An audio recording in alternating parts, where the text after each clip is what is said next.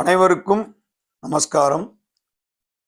நம்ம சேனல்ல சனி பெயர்ச்சி பலன்களை பத்தி பார்த்துட்டு வரோம். அந்த வரிசையில் 6வது ராசியான கன்னி ராசியை பத்தி இப்ப நம்ம பார்க்கலாம்.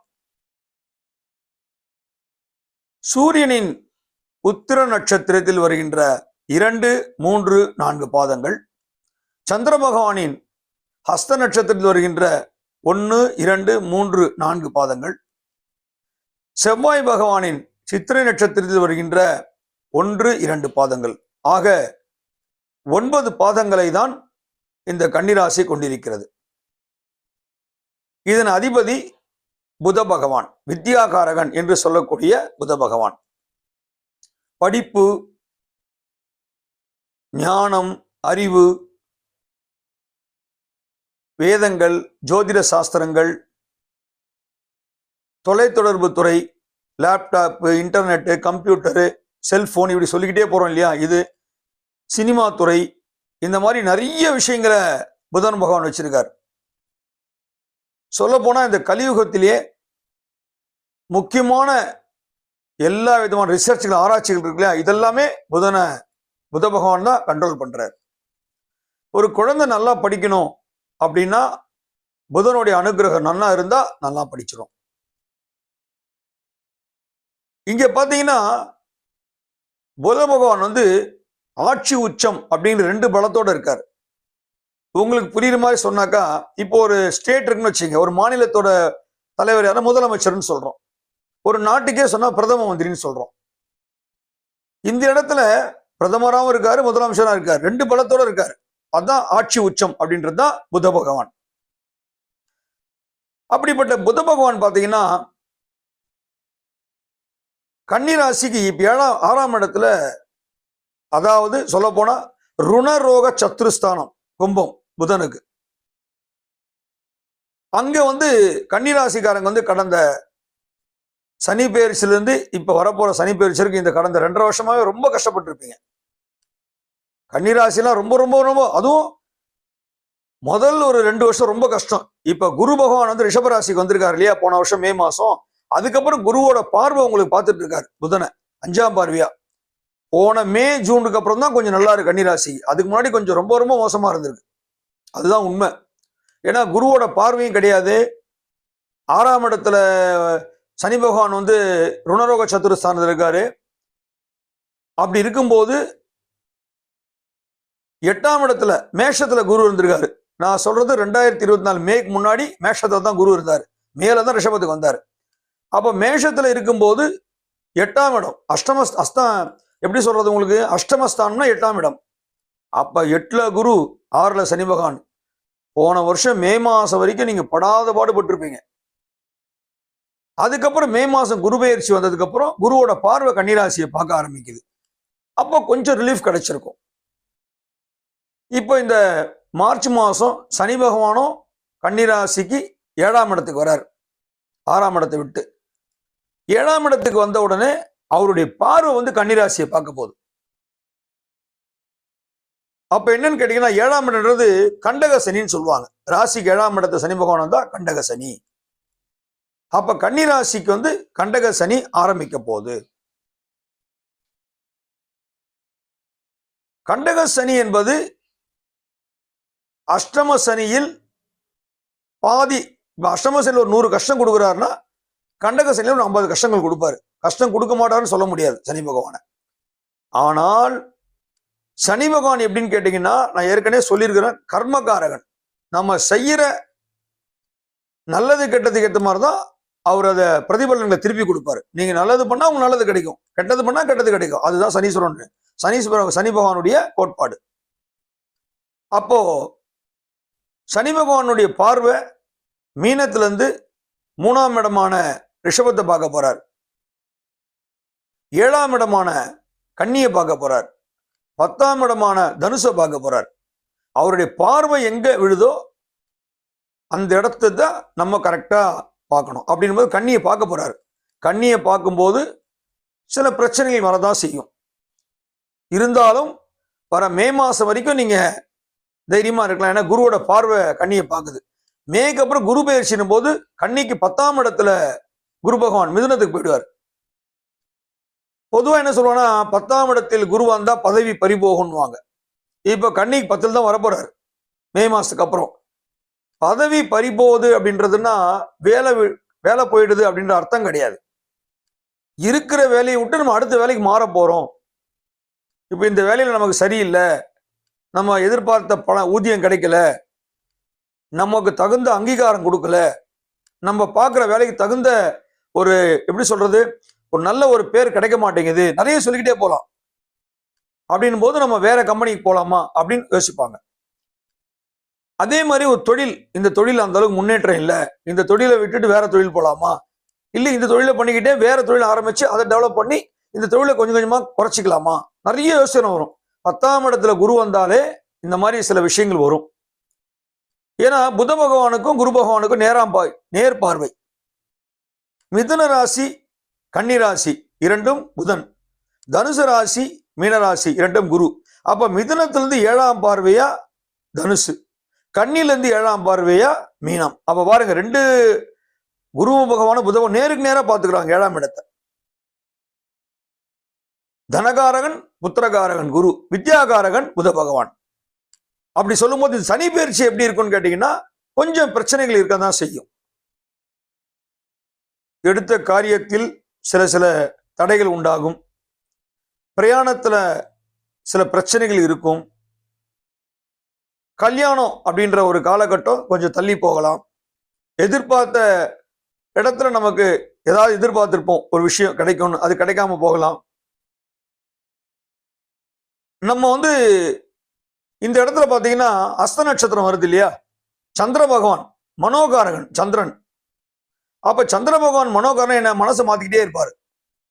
சந்திராஷ்டமம் வரும்போது கன்னிராசிக்காரங்க கொஞ்சம் பொறுமையா இருக்கணும், பொறுமையா செயல்படணும். சந்திராஷ்டமத்துல சனி பயிற்சி முடிகிற 2.5 வருஷமும், இப்ப இந்த 2025 அப்புறம் 2027 திருப்பி சனி பயிற்சி வரும். அது வரைக்கும் கொஞ்சம் நீங்க சந்திராஷ்டம டைம்ல மட்டும் பொறுமையா இருந்துக்குங்க. வெளியில கிளம்பும் போது பகவானை வணங்கிட்டு கிளம்புங்க. ஒரு டம்ளர் நீர் அருந்திட்டு செல்லுங்க. கல் உப்பு இருக்கு இல்லையா, அந்த கல் உப்பை ஒரு பேப்பர்ல மடிச்சோ இல்லை ஒரு சின்ன ஒரு பிளாஸ்டிக் கவர் மாதிரி சின்னதா வச்சோ இல்லை பர்ஸ்லயே கூட கல் உப்பை வச்சுக்குங்க. அதே மாதிரி புத பகவான் பச்சை கலர் வஸ்திரம் அணிஞ்சிருப்பார், மரகத பச்சை அப்படின்னு சொல்றோம். அந்த கல்லு வச்ச மோதிரத்தை போட்டீங்கன்னா ரொம்ப விசேஷம். சனி பகவான் பாத்தீங்கன்னா புத பகவானுடைய கன்னிராசிக்கு பூர்வ புண்ணிய ஸ்தானாதிபதியும் வராரு, ருணரோக சத்துரு ஸ்தானத்திலையும் வராரு. மகரம் 5, கும்பம் 6. அதனால சனி பகவானை பொறுத்த வரைக்கும் புத பகவான ரொம்ப கஷ்டம். அந்த ராசிக்காரங்களை புத பகவான் ராசி சம்பந்தப்பட்ட மிதுனம் கன்னி 2 பேரையுமே ரொம்ப கஷ்டமும் கொடுக்க மாட்டாரு, ரொம்ப நல்லதும் பண்ண மாட்டாரு. உழைப்பு உழைப்பு உழைப்பு, இதுதான் கன்னிராசி. தன்னை பத்தி விட்டுட்டு அடுத்தவங்களை பத்தியே சிந்தனை பண்ணிட்டு இருப்பாங்க மிதுன ராசிக்காரங்க. அதே மாதிரி கன்னிராசி அதோட எக்ஸ்ட்ரானரி. தன்னுடைய வளர்ச்சி பத்தி யோசிக்க மாட்டாங்க, தன்னுடைய உடல்நிலையில அக்கறை காட்ட மாட்டாங்க, அடுத்தவங்க எப்படி முன்னேறணும், அடுத்தவங்களுக்கு எப்படி ஐடியா கொடுக்கலாம், இந்த மாதிரி விஷயத்தை தான் நிறைய பண்ணுவாங்க கன்னிராசிக்காரங்க. அதே நேரத்துல எதை பத்தியுமே கவலைப்பட மாட்டாங்க, நடக்கிறது நடக்கட்டும் போயிட்டே இருக்கலாம்.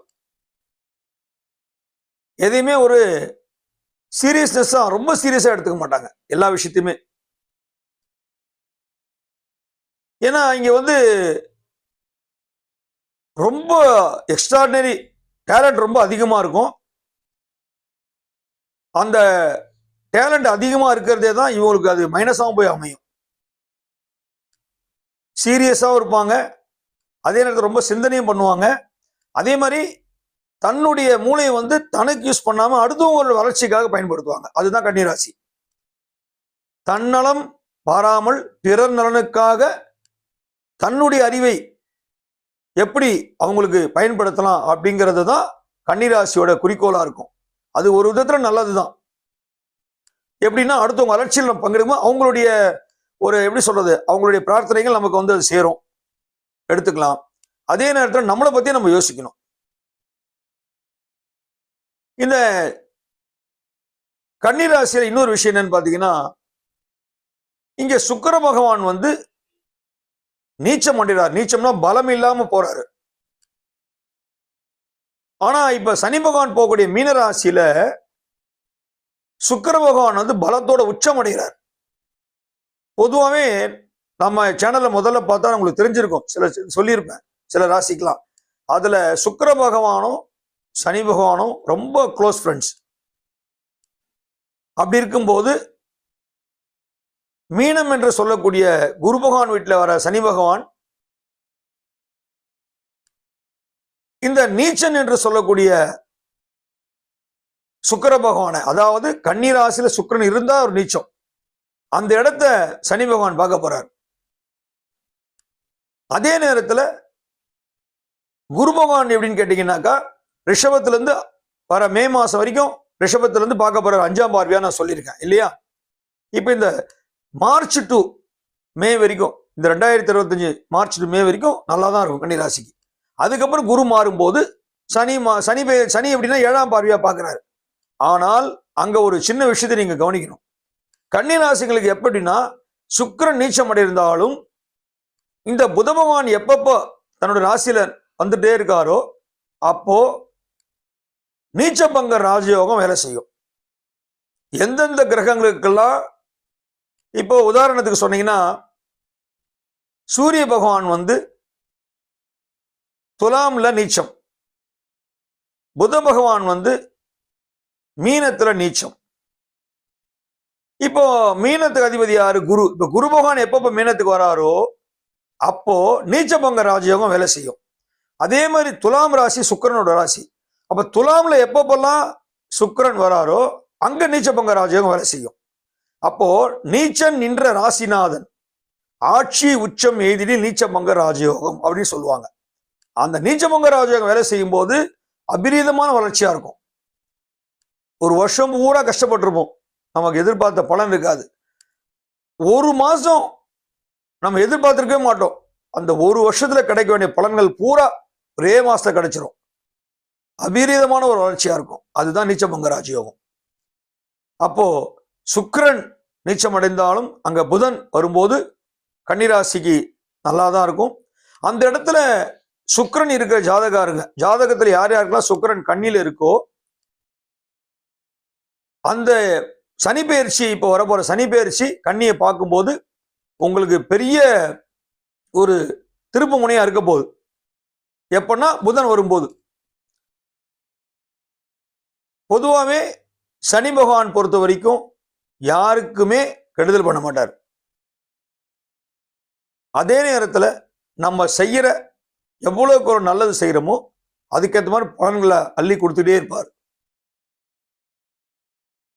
கன்னிராசிக்காரங்களாம் இந்த சனி பெயர்ச்சிக்கு அப்புறம் மார்ச் 29க்கு அப்புறம் கண்டக சனி 7ஆம் இடத்துல ஆரம்பிக்கிறதுனால நீங்க பெருமாள் கோவில் ஒவ்வொரு சனிக்கிழமையும் பெருமாள் சன்னதியில போய் பெருமாளை வணங்குங்க.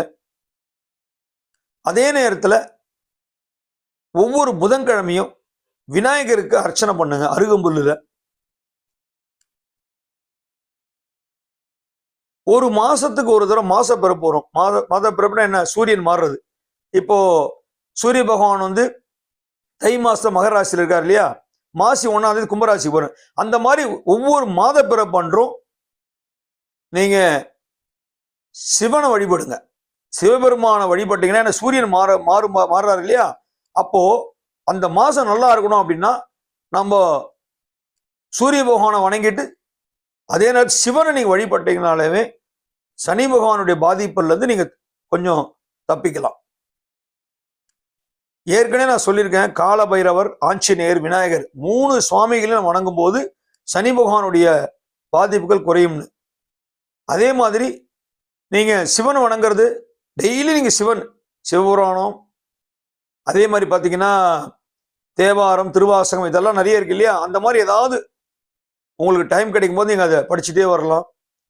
சிவஸ்துதி ஒவ்வொரு திங்கட்கிழமையும் இப்போ எல்லாமே உங்களுக்கு தெரியும், பென்ட்ரைவ்ல வருது, யூடியூப்ல இருக்கு. இதெல்லாம் நீங்க சிவஸ்துதி அழகா போட்டுட்டு காலையில ஒரு 6 மணிக்கு அந்த சிவஸ்துதி போட்டுட்டு நீங்க பூஜை ரூம் தனியா இருந்தாலோ இல்ல சின்ன கபோர்டு மாதிரி வீட்டுக்குள்ள தான் அந்த இடத்த உட்காந்து ஒரு சிவஸ்துதி முடிகிற வரைக்கும் நீங்க சிவனை வணங்கிட்டே இருங்க. சனி பகவான் உங்களுக்கு நிச்சயம் ஒரு நல்ல வழிகாட்டுவார். கண்டக சனி நினைத்து யாரும் பயப்பட வேண்டாம். அதே நேரத்துல படிப்பு நிறைய, அதாவது ஒரு பெரிய பெரிய ரிசர்ச் பண்றாங்க இல்லையா, கண்டுபிடிப்புகள் இப்ப நிறைய கண்டுபிடிச்சிட்டே இருக்காங்க பாருங்க. சாஃப்ட்வேர்ன்றோம், கம்ப்யூட்டர்ல ஹார்ட்வேர்ன்றோம், இவர் ராக்கெட், நிறைய விஷயங்கள் கண்டுபிடிக்கிறாங்க. விஞ்ஞானத்துறை அது முழுவதுமே புதனுடைய ஆதிக்கம் தான். நிறைய படிச்சவங்க, அறிவாளிங்க, இந்த மாதிரி எல்லாம் இருக்கவங்கலாம் கன்னிராசி தான் இருப்பாங்க. அப்படிப்பட்ட அந்த கன்னிராசி இந்த சனி பயிற்சியில முடிஞ்ச அளவு சனி பகவானை நீங்க வழிபட்டு நான் சொன்ன மாதிரி அந்த சில ஃபாலோ பண்ணிக்கிட்டு வந்தீங்கன்னா நிச்சயம் பெரிய பாதிப்புகள்லாம் இருக்காது. இப்ப நம்ம சொல்றது எல்லாமே பொதுப்படையானது தான். நான் திரும்ப திரும்ப சொல்றேன், எல்லா ஜோசியருமே உங்களுக்கு சொல்லுவாங்க. யூடியூப்ல நிறைய நிறைய ஜோசியர்லாம் இப்போ ஃபெமிலியரான ஜோசியர்லாம் நிறைய பார்க்கும்போது நிறைய வியூஸ் போகும், நிறைய பார்க்குறாங்க. எல்லா சொன்னாலும் ஒரே ஒரு விஷயத்தை ஞாபகம் வச்சுங்க, இது எல்லாமே பொது பலன்கள் தான்.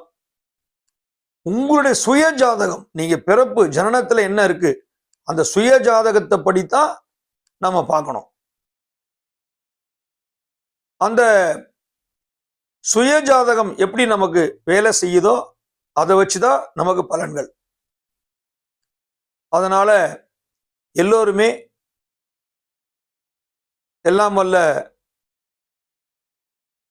சனி பகவானை நல்ல மனசார பிரார்த்தனை செய்து ஏழை எளியவர்களுக்கும் வறுமை கோட்டில் கீழிருப்பவர்களுக்கும் நிறைய உதவிகள், தானங்கள், தர்மங்கள் செய்றீங்களோ உங்க சக்திக்கு ஏற்ற மாதிரி நிச்சயம் இந்த சனி பயிற்சி ஒரு நல்ல விதமாக அமையும் என்பதில் எல்லளவும் மாற்றமில்லை. உங்கள் அனைவருக்கும் எல்லாம் வல்ல திருநள்ளாறு கஷேத்திரத்தில் வீட்டிற்கும் தர்பானீஸ்வரரை வணங்கி தங்க வாகனத்தில் அமர்ந்து கொண்டு அருள்வாளித்துக் கொண்டிருக்கிற ஆயுஷ்காரக மூர்த்தி சனீஸ்வர பகவான் அருள் புரியட்டும் என்று பிரார்த்தனை செய்கிறேன். ஓம் நம சிவாய.